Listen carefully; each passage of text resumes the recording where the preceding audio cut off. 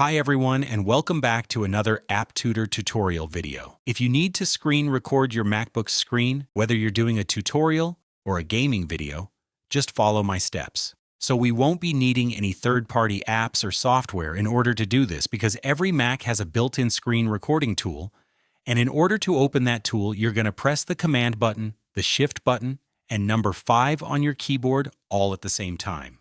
So once again, Command, Shift, and number 5, and you're going to see this tool appear over your screen.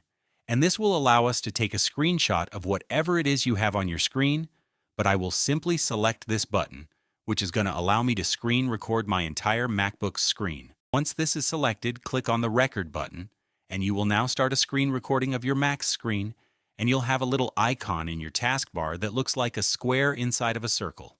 That means that your screen is currently being recorded, and when you need to stop recording, tap on that icon and the video will be automatically saved to your desktop. So this is the process on how you can screen record on Mac. Make sure you check out more similar tutorials on my channel, and I will see you in the next video.